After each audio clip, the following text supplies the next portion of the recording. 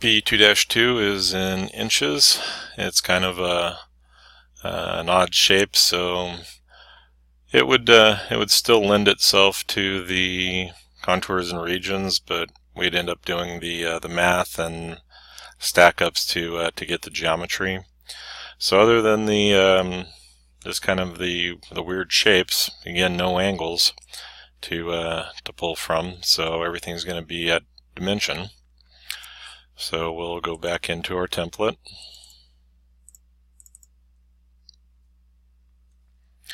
Pick up a sketch in the front plane. And just kind of out of habit, starting on the bottom left corner. And there is that yellow inference that I'm not entirely sure that I want to be perpendicular there. So intentionally dragging away from the inference line. We do want that to be vertical and a horizontal. And that's going to the midpoint, that's going to the end point, that's going to the end point.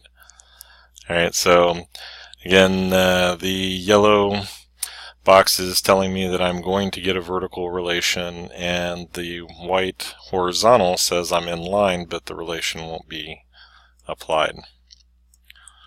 Okay, we'll bring those down,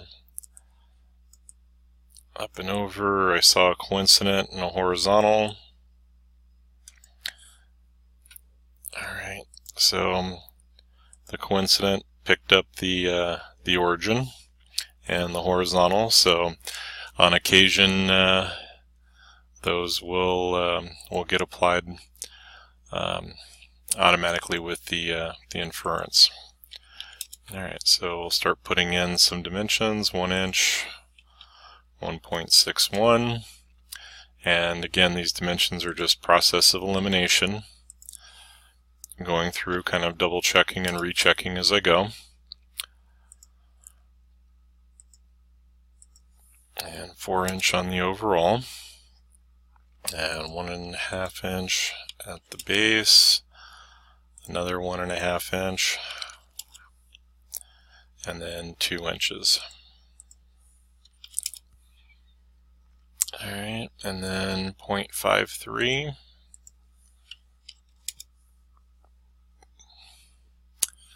And from the top, we have 1 inch. And we'll zoom out just a little bit with the middle mouse wheel for 2.5. And 1 inch on the length. Let's see, that should shift back just a little bit with 1.5. Okay, and just like that it goes to fully defined once we've applied all of the dimensions. Alright, so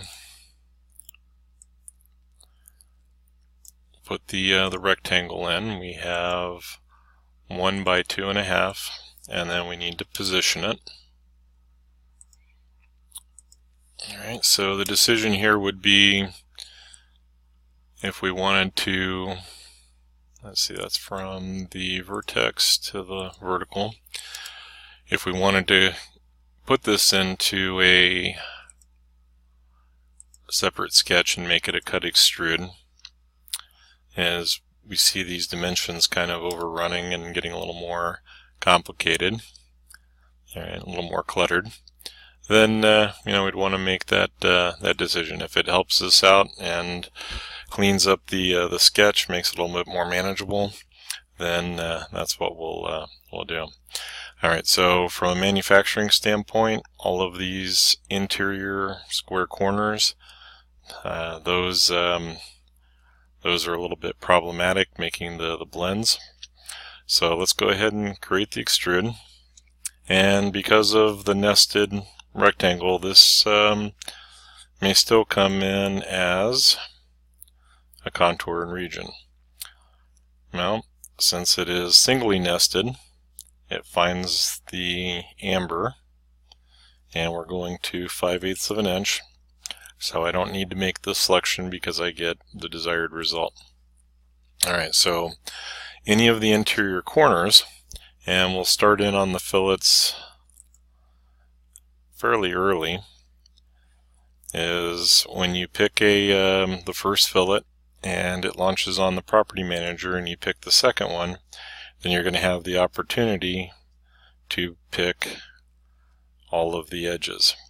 So pretty much want all of the interior, and at 5/8 of an inch in thickness, then that's a pretty good size to be an 1/8 inch, and I'll round up just a little bit to 0.13. And the fillets are optional, but get into the mindset that when we go to manufacture, if I'm 3D printing this, then yeah, we can pretty much have the square corners. Even square corners, if this notch engages on a similar rectangle, square corner to square corner, it still has that ability to offset the face. It may not come into complete contact. So when you're identifying the function of the part, that's going to be able to tell you what you can get away with on those interior corners, and the exterior sharps aren't going to be really that big of a deal.